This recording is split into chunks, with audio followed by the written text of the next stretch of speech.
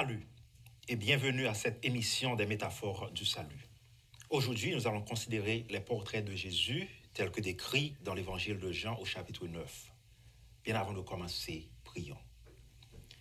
Notre Seigneur et notre Dieu, merci pour cette opportunité que tu nous donnes d'être ici et d'avoir ta Sainte Bible. Aide-nous à la comprendre et à la pratiquer. Envoie-nous ton bon esprit et qu'il nous guide dans notre compréhension de tes saintes paroles. Au nom de Jésus. Amen. Lisons ensemble les premiers versets du chapitre 9 de l'évangile de Jean. Jésus vit en passant un homme aveugle de naissance. Ses disciples lui firent cette question. Rabbi, qui a péché, cet homme ou ses parents, pour qu'il soit né aveugle? Jésus répondit, ce n'est pas que lui ou ses parents aient péché, mais c'est afin que les œuvres de Dieu soient manifestées en lui. Il faut que je fasse, tandis qu'il est jour, les œuvres de celui qui m'a envoyé. La nuit vient où personne ne peut travailler. Pendant que je suis dans le monde, je suis la lumière du monde. Après avoir dit cela, Jésus cracha à terre et fit de la boue avec sa salive, puis il appliqua cette boue sur les yeux de l'aveugle et lui dit, « Va et lave-toi au réservoir de Siloé, nom qui signifie « envoyé ». Il y alla, se leva et s'en retourna, voyant clair. Ses voisins et ceux qui auparavant l'avaient connu comme un mendiant disaient, « N'est-ce pas là celui qui se tenait assis et qui mendiait ?» Les uns disaient, « C'est lui ». D'autres disaient, « Non, mais il lui ressemble. » Et lui-même disait, « C'est moi. » Et ils dirent donc, « Comment tes yeux ont-ils été ouverts ?» Il répondit, « L'homme qu'on appelle Jésus a fait de la boue, a oint mes yeux et m'a dit, « Va au réservoir de Siloé et lave-toi. » J'y suis allé, je me suis lavé et j'ai recouvré la vue. Quelle belle histoire! Et cette histoire nous servira de texte de base dans notre présentation aujourd'hui où nous allons découvrir différents aspects du caractère de Jésus. Portrait de Jésus. La guérison de l'homme né aveugle dans Jean 9, les versets 1 à 7, est une histoire fascinante qui contient plusieurs caractérisations divines de Jésus. Cette courte péricope exprime plus vivement et plus complètement l'œuvre du Christ que tout autre dans les évangiles. Ce passage est le plus bien conçu de toutes les histoires de l'évangile de Jean. Le problème de cette histoire est le fait que les disciples ont mal compris la cause de la cécité chez l'homme et ont pensé que sa cécité était le résultat de son propre péché prénatal ou de celui de ses parents. Y a-t-il une vérité dans l'hypothèse des disciples? Quelqu'un peut-il pécher avant sa naissance? Et les enfants devraient-ils subir les conséquences des méfaits de leurs parents? Ce court passage propose plusieurs thèmes théologiques dignes de recherche et d'étude. Cependant, dans cette présentation, nous allons concentrer essentiellement sur le personnage principal de l'histoire, Jésus-Christ. Comme question des disciples quant à la cause de la cécité dans l'homme qui a été handicapé depuis sa naissance, Jésus a procédé à répondre par des paroles et des actes qui révèlent une grande quantité d'attributs divins ou de caractérisation de Jésus. Dans cette histoire, il se décrit comme la lumière du monde qui est venue avec une panoplie d'attributs divins pour expulser les ténèbres de ce monde, l'aveuglement et le péché, et restaurer la vue spirituelle de l'humanité, révélant ainsi l'amour de Dieu et sa justice. Dans ce passage d'analyse narrative que nous allons faire, Nous allons d'abord jeter un coup d'œil sur la structure littéraire du passage de Jean chapitre 9, puis examiner son contexte et ses paramètres pour explorer un à un chacun des différents attributs de Jésus-Christ dans cette belle histoire de la Bible. Jésus est compatissant, mais ici, nous sommes toujours au cadre de la fête des tabernacles où Jésus affirme toujours qu'il est la lumière du monde, dans le chapitre précédent, chapitre 8, verset 12, et encore dans verset 9. Le dernier verset du chapitre 8 de Jean nous dit que Jésus est sorti du temple, verset 59, de Jérusalem, échappant à ceux qui voulaient le lapider pour sa revendication de fils de Dieu. Et c'est passé par là. C'est au fur et à mesure que Jésus passait par cette route, fuyant une menace de mort, qu'il remarqua l'aveugle. Aucun homme ordinaire, fuyant sa vie, ne serait arrêté pour remarquer un aveugle assis sur un coin depuis des années. Mais Jésus n'était pas un homme ordinaire.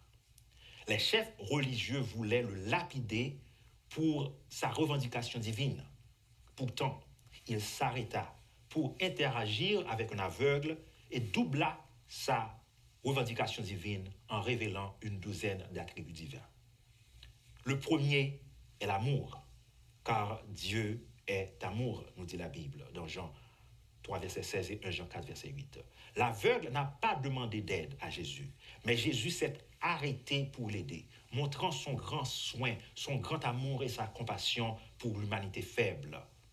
En simples termes, ce sont les gens qui souffrent le plus, dans n'importe quel cadre, que Jésus remarque le plus rapidement possible, nous a dit un auteur.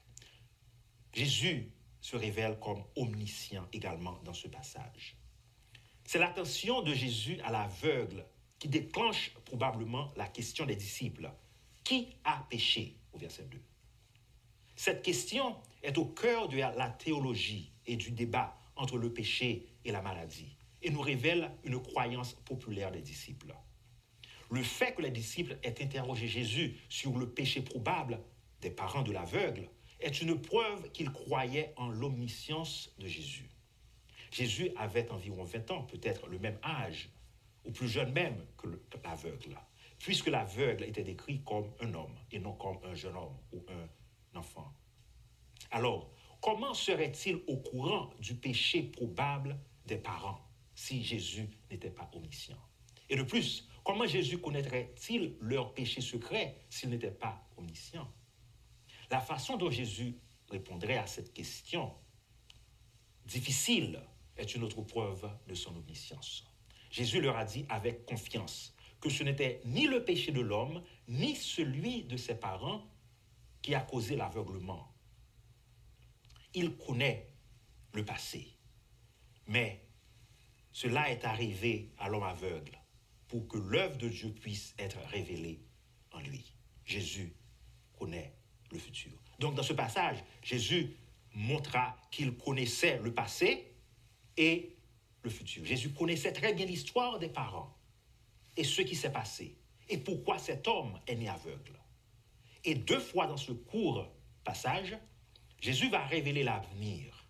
D'abord, quand il a dit que les œuvres de Dieu vont être révélées dans l'homme aveugle, en soulignant le miracle de guérison qu'il va opérer, et quand il a dit que la nuit arrive quand personne ne peut travailler, au verset 4, se référant à sa mort et à son départ de ce monde.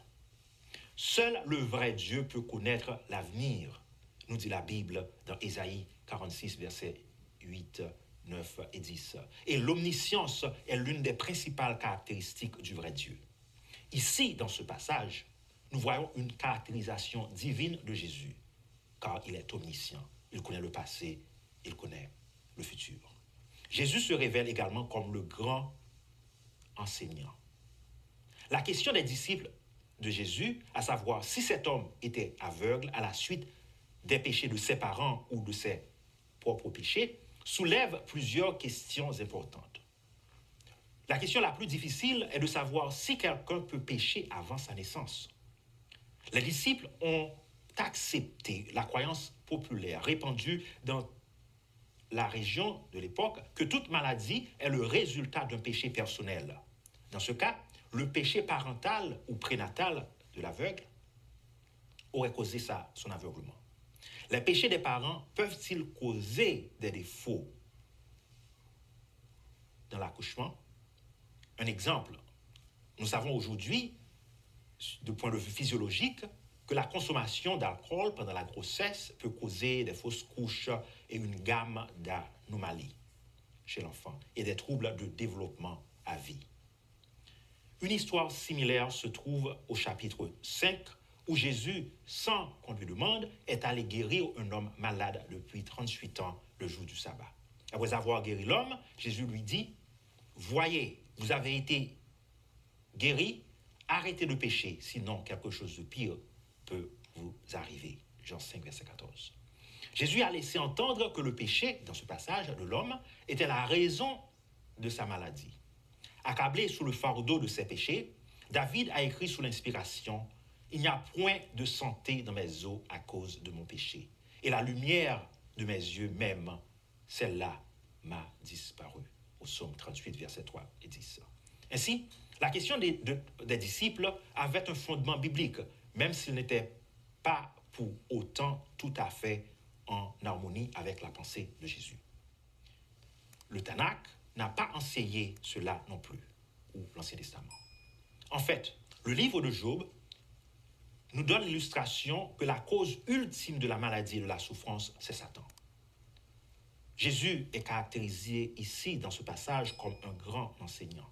Jésus allait rejeter ce point de vue en disant que ce n'était pas la faute de l'aveugle, bien qu'il représente la condition spirituelle de l'humanité, puisque tous les êtres sont spirituellement aveugles dans ce monde de ténèbres.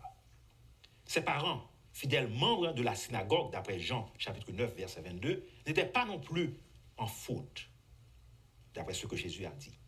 Ce n'était certainement pas la faute de Dieu, ni de Jésus, si cet homme est né aveugle.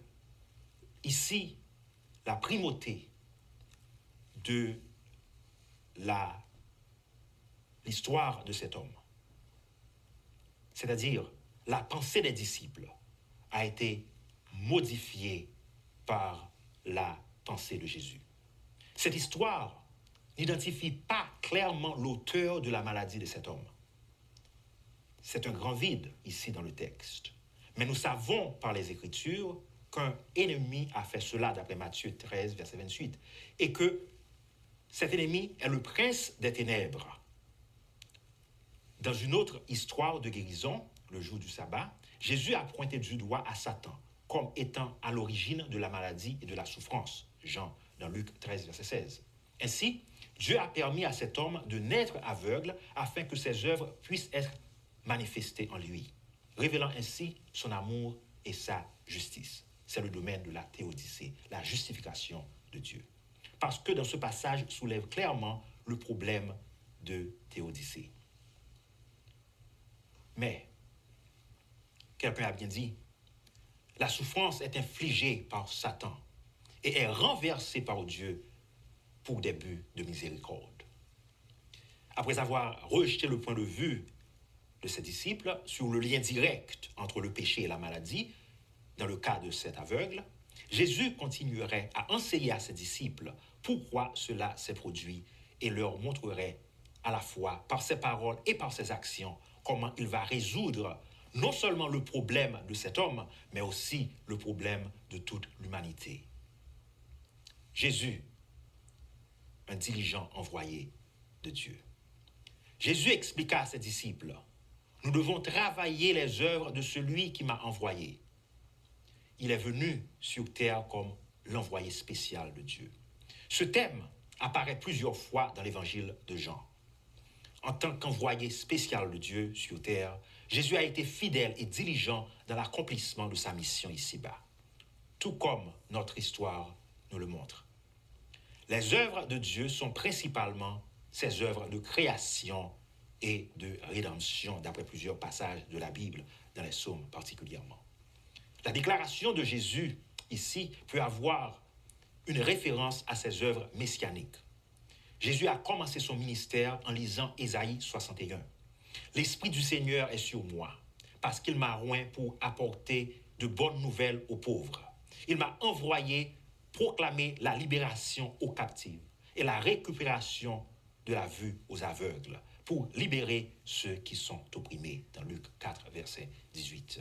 Dans cette histoire, Jésus et l'aveugle ont accompli les œuvres de Dieu, chacune d'une manière différente. Jésus, en prenant soin d'eux et en rectifiant la vue et en rachetant l'aveugle, montrant ainsi de manière pratique ce que signifie être la lumière du monde. Et l'aveugle en croyant en Jésus et en lui obéissant. L'œuvre de Dieu, c'est croire en Jésus et le reconnaissant comme la lumière, le Messie, laissant ainsi un exemple à suivre. Jésus est la lumière du monde. Avant d'ouvrir les yeux de l'aveugle, Jésus a dit, « Tant que je suis dans le monde, je suis la lumière du monde. » Quelle belle métaphore de salut. Cette déclaration fait écho à celle faite dans le chapitre précédent où Jésus a utilisé à peu près le même langage. « Je suis la lumière du monde. Quiconque me suit ne marchera jamais dans les ténèbres, mais aura la lumière de la vie. » Jean 8, verset 12. « Je suis » montre sa divinité, encore une autre caractérisation divine. Dans le chapitre précédent, Jésus a dit à certains chefs religieux, « En vérité, je vous le dis, avant qu'Abraham fût, je suis. » Par conséquent, ils ont ramassé des pierres pour le lapider. Mais Jésus s'est caché et est sorti du temple. Ce passage, ce mot ou cette phrase « je suis » fait partie d'une série de plusieurs déclarations, comme « je suis » trouvé dans les évangiles de Jean. Mais c'est le seul introduit dans le prologue, verset 5, répété 2 fois, Jean 8, 12 et Jean 9, 5, et fait référence à plusieurs autres fois dans Jean 3, 19 et Jean 12, 35. Remarquez comment la déclaration charnière de Jésus, avant qu'Abraham fût, je suis, est prise en sandwich par 2 autres déclarations, je suis la lumière du monde, dans Jean 8, 12 et Jean 9, 5. L'ouverture de l'évangile de Jean présente Jésus comme la lumière du monde en ces termes. En lui était la vie et la vie était la lumière de tous les hommes, Jean 1, 4. Et la vraie lumière qui éclaire tout le monde venait au monde, verset 9. La lumière brille dans les ténèbres et les ténèbres ne l'ont pas reçue. En prétendant être la lumière du monde, Jésus est caractérisé comme le Créateur, la source de vie, la parole de Dieu et le Messie, la source de vérité. Dans sa discussion avec Nicodème, dans les ténèbres de la nuit, au chapitre 3 de Jean, Jésus a rapporté la notion de lumière spirituelle comme métaphore, en contraste avec la nuit. Il utilise, en outre, cette illustration très commune pour expliquer l'importance d'accepter et de travailler dans la lumière spirituelle et éviter les ténèbres spirituelles. Et encore une fois, Jésus était impatient et très heureux de leur mentionner que la lumière est avec vous pour un peu de temps.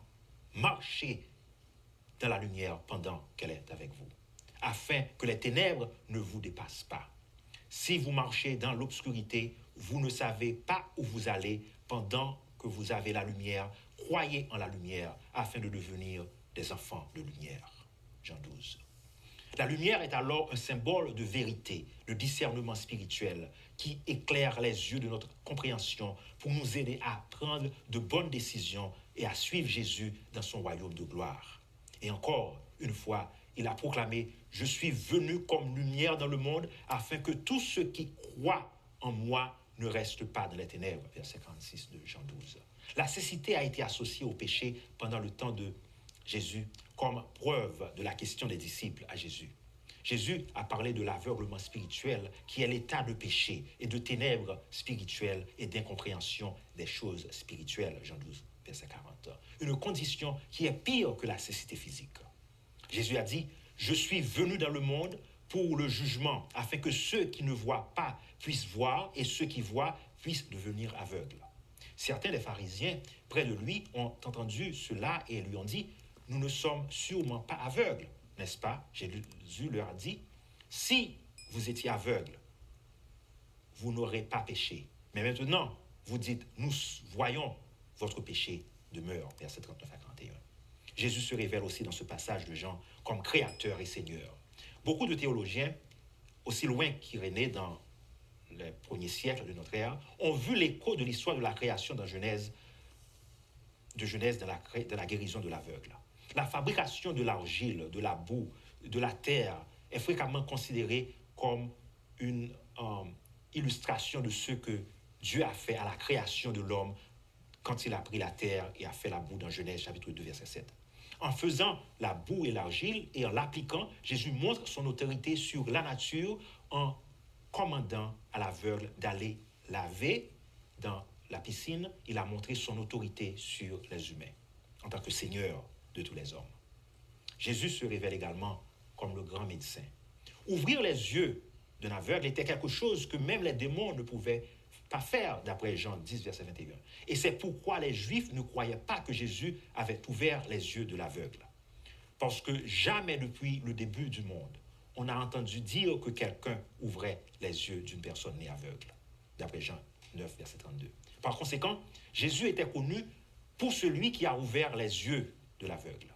Et cela, selon un aveugle guéri, était un signe de son véritable don prophétique. En faisant un tel miracle, il s'imposa comme le grand médecin qui montra une grande confiance dans l'application de l'argile, de la boue aux yeux de l'homme, avant de l'envoyer à la piscine de Siloam. La piscine de Siloam est un cadre religieux et culturel très important dans la résolution de cette histoire, car c'est là que la guérison de l'aveugle a eu lieu. L'eau est un symbole de purification et de guérison, en particulier l'eau de Siloam. L'eau est l'un des thèmes majeurs de l'évangile de Jean et symbolise la purification. Le livre commence par montrer Jean baptisant avec de l'eau dans le Jourdain. Dans le 2e chapitre, nous avons vu que Jésus allait changer en remplissant les pots de purification d'eau, de les transformer en vin pour fournir le meilleur vin lors de la fête de mariage à Cana en Galilée. Jésus a dit à Nicodème dans le 3e chapitre, très sincèrement je vous le dis, personne ne peut entrer dans le royaume de Dieu sans être né de l'eau et de l'esprit. Verset 5 de Jean 3.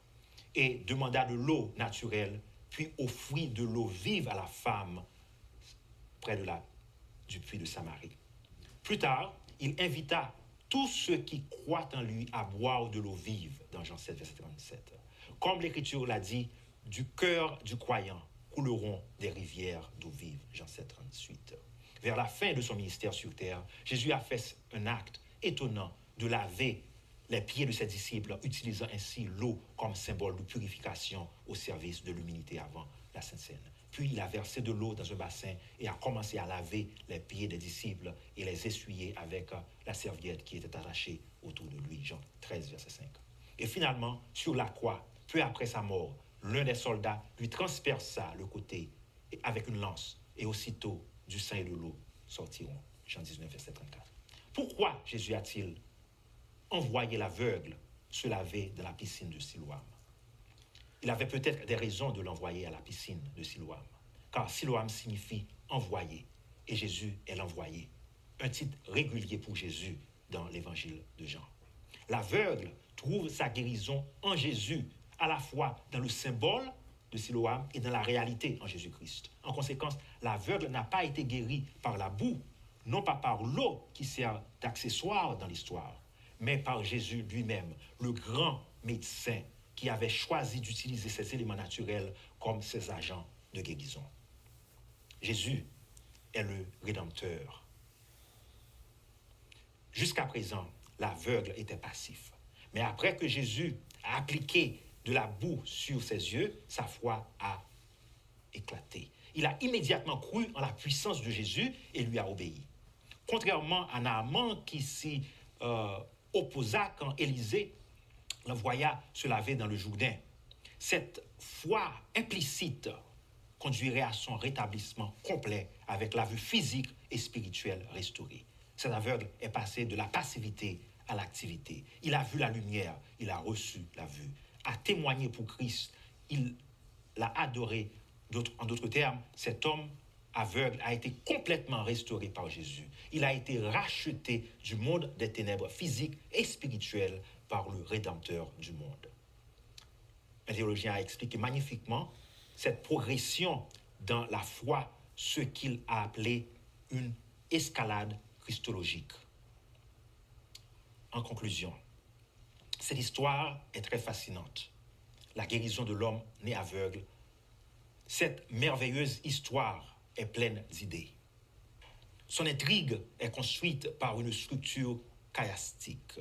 Problème, développement, crise, développement et résolution. Il contient 2 types d'intrigues superposées et plusieurs caractérisations de Jésus comme divin. Je suis créateur, il prédit l'avenir, il est le Messie, le Seigneur, le grand médecin et le Rédempteur. Il est la lumière du monde. En tant que lumière du monde, Jésus a restauré la vue de l'aveugle, à la fois physiquement et spirituellement. C'est le premier des 2 types d'intrigues de cette histoire. Et ce premier est construit sur le thème « Surmonter le monstre ».